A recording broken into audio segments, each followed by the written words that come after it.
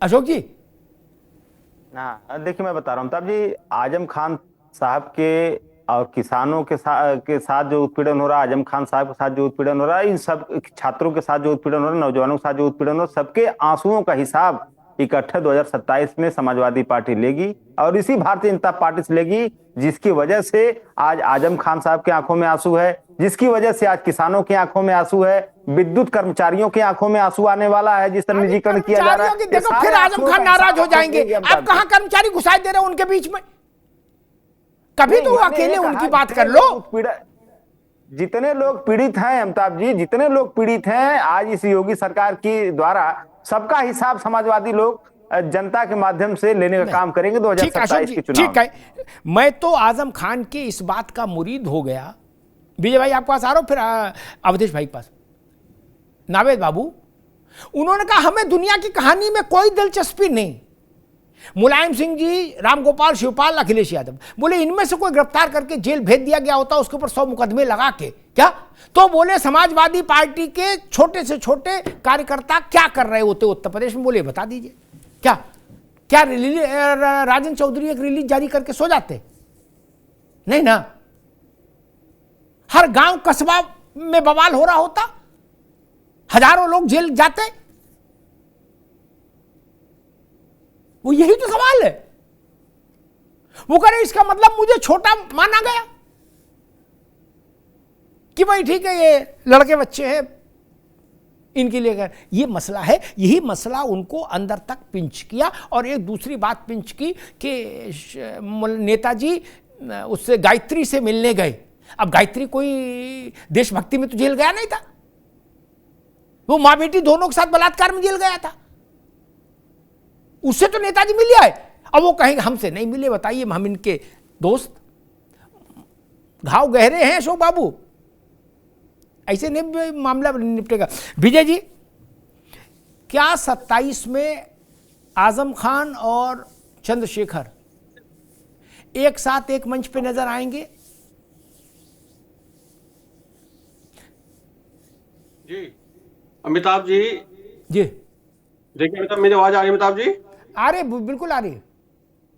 अमिताभ जी देखिए, आज आजम खान जी परेशान हैं और उनकी परेशानी को चंद्रशेखर भाई जी समझ रहे हैं, और इसलिए उनके परिवार से वो बार बार मिलने जाते हैं, जेल भी मिलने गए, उनसे खुद मिलने गए हैं।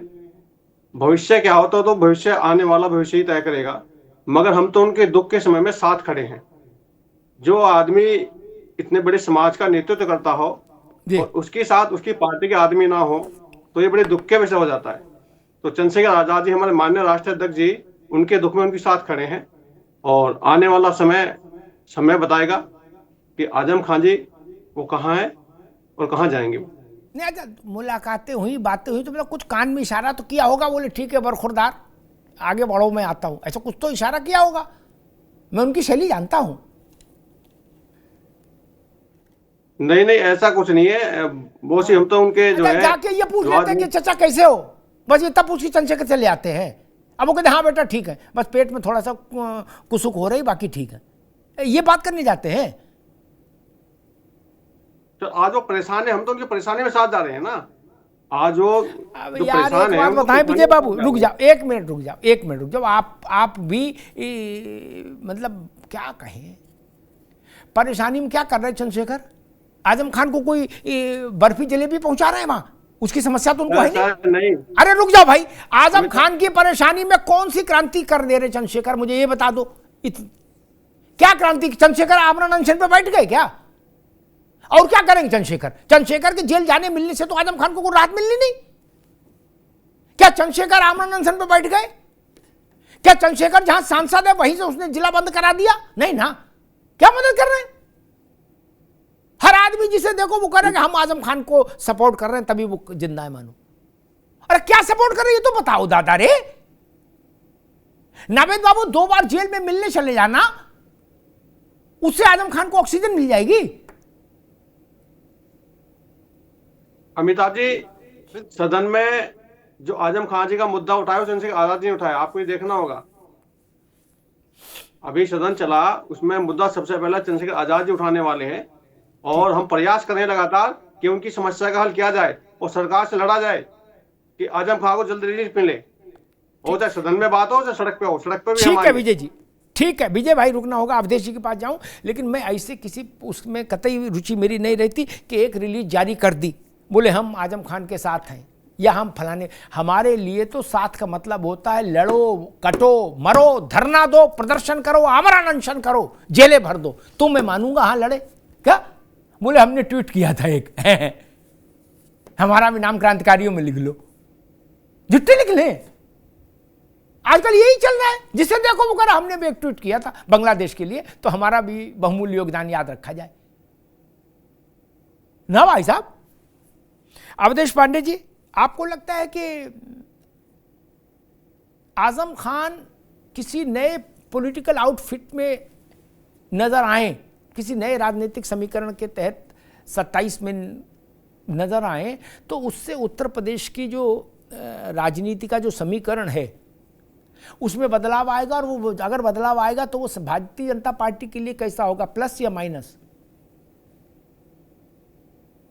देखिए, अगर आजम खान जी किसी नए दल में अथवा किसी गठबंधन में जाते हैं तो निश्चित ही उत्तर प्रदेश की जो राजनीति होगी उसके समीकरण बदलेंगे और उसका असर सब पर होगा। परंतु आज समाजवादी पार्टी को ऐसे नेता की जरूरत है जो मस्जिदों के सामने भीड़ लगा करके ऐसी नफरती तकरीर करे जिससे दंगा हो जाए। वो काम आजम खान जी आज के समय में नहीं कर सकते, क्योंकि समाजवादी पार्टी जानती है कि जेल में रह करके अब वो नफरत नहीं फैला सकते, वो दंगे कराने की हैसियत नहीं रख सकते, ना ऐसी तकरीर कर सकते हैं जिससे मुस्लिम समाज एकजुट होकर के सपा के पक्ष में मतदान कर सके। इसलिए समाजवादी पार्टी को ऐसे चेहरे की जरूरत है जो बिल्कुल आक्रांता भाव में हो और ऐसी तकरीर करे जिससे जगह जगह दंगे हो, जिससे जो उनका 20% वोट है वो किसी तरह सुरक्षित हो जाए। नहीं तो बहुजन समाज पार्टी की तरह समाजवादी पार्टी को भी कोई पूछने वाला नहीं बचेगा, खास करके जो कुर्की का परिणाम आया है उसको देख करके। अब एक अशोक यादव जी ने सवाल किया, मैं उसका जवाब दे दूं।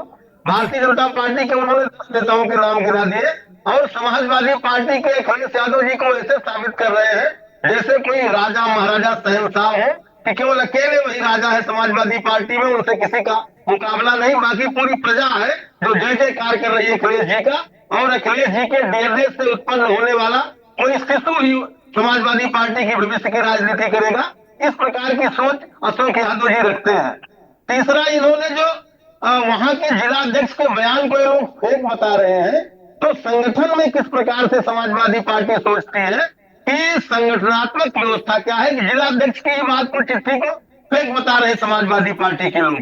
तो कुल मिलाकर के समाजवादी पार्टी छटपटाहट में है और कुर्की और उत्तर प्रदेश के उपचुनाव के बाद वो किस रास्ते पर जाए उसको समझ में नहीं आ रहा है कि मुस्लिम तुष्टीकरण करे कि और किसी जातिगत राजनीति में जाए या क्या करे। तो इनका जो भविष्य है बहुत ही अंधेर में दिखाई पड़ रहा है समाजवादी पार्टी का। इसलिए समाजवादी पार्टी में बौखलाहट में है और आजम खान के दिन अब लग चुके हैं, ऐसा समाजवादी पार्टी भी मानती है। और मुझे लगता है इतने मुकदमे हैं उनमें सजाएं होनी है, तो ऐसा सामान्य लोग भी मानते होंगे।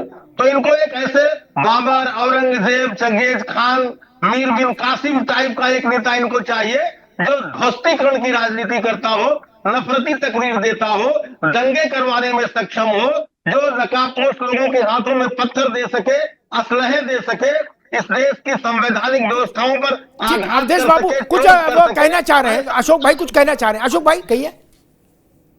देखिए, दोनों इन्होंने सामने कहा कि दिन लग चुके हैं।